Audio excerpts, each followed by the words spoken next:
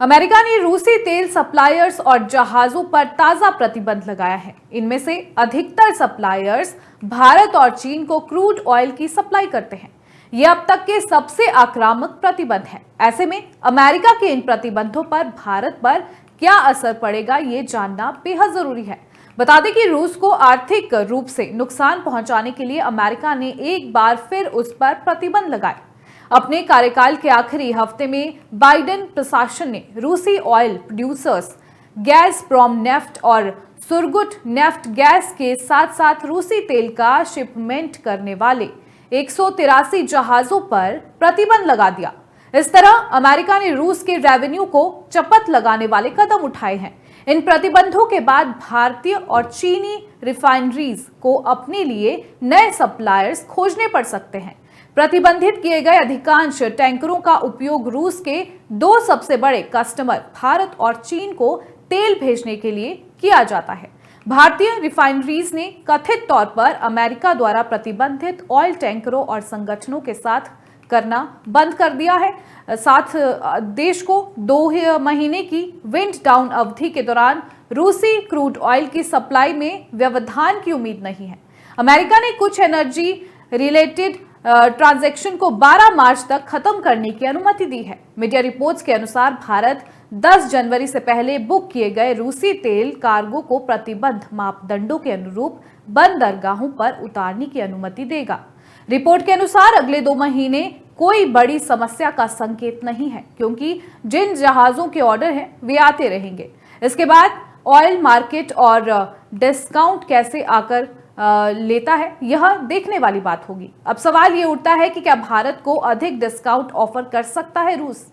बता दें कि रूस साल 2022 में G7 देशों द्वारा लगाए गए $60 प्रति बैरल के प्राइस कैप को देखते हुए भारत को अधिक डिस्काउंट ऑफर कर सकता है, ताकि पश्चिमी टैंकरों और इंश्योरेंस का यूज किया जा सके। अगर भारत को किसी गैर प्रतिबंधित संस्था से प्राइस कैप के नीचे रूसी कच्चा तेल मिलता है तो यह एक अच्छी बात होगी।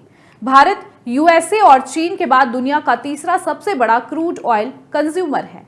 भारतीय अधिकारियों का मानना है कि रूस उन तक पहुंचने के तरीके खोजेगा। भारत कथित रूप से रूस की वोस्तोक ऑयल प्रोजेक्ट पर नए अमेरिकी प्रतिबंधों के प्रभाव की भी जांच कर रहा है। इस प्रोजेक्ट में भारतीय कंपनियों की हिस्सेदारी है। अब सवाल यह है कि इन प्रतिबंधों का भारत पर क्या असर पड़ेगा। प्रतिबंधों का प्रभाव 2 महीने की विंड डाउन अवधि खत्म होने के बाद ही महसूस किया जा सकता है, लेकिन तब भी तेल की सप्लाई का कोई मुद्दा नहीं होगा, क्योंकि पेट्रोलियम निर्यातक देशों के संगठन ओपेक के पास 3 मिलियन बैरल प्रतिदिन की अतिरिक्त क्षमता है, जबकि अमेरिका, कनाडा, ब्राजील और गुयाना जैसे गैर ओपेक सप्लायर्स भी आसानी से सप्लाई बढ़ा सकते हैं। मुख्य मुद्दा कीमत का हो सकता है, लेकिन कीमतों में इजाफा भी लंबे समय तक नहीं चलेगा। भारतीय रिफाइनरीज मिडिल ईस्ट के सप्लायर्स के साथ 2025-26 के एनुअल कॉन्ट्रैक्ट्स पर सप्लाई डील्स को अंतिम रूप देने के लिए बातचीत की ओर बढ़ रही है। वे उनसे अतिरिक्त सप्लाई मांग सकती है।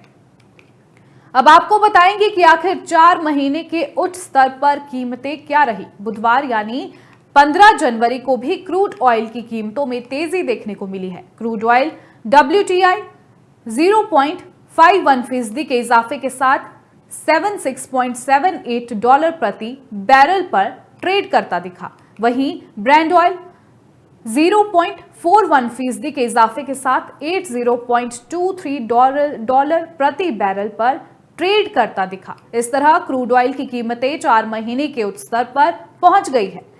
आपको बता दें कि शुक्रवार को अमेरिकी ट्रेजरी द्वारा घोषित प्रतिबंध रूस के एनर्जी बिजनेस पर अब तक के सबसे आक्रामक प्रतिबंध है। अगर ये प्रतिबंध ट्रंप प्रशासन में भी लागू रहते हैं तो इन उपायों से रूस के पेट्रोलियम निर्यात में काफी दिक्कतें आने की संभावना है। साल 2022 में भी G7 व पश्चिमी देशों द्वारा लगाए गए प्रतिबंधों और प्राइस कैप के चलते रूसी तेल का व्यापार यूरोप से एशिया में शिफ्ट हो गया था।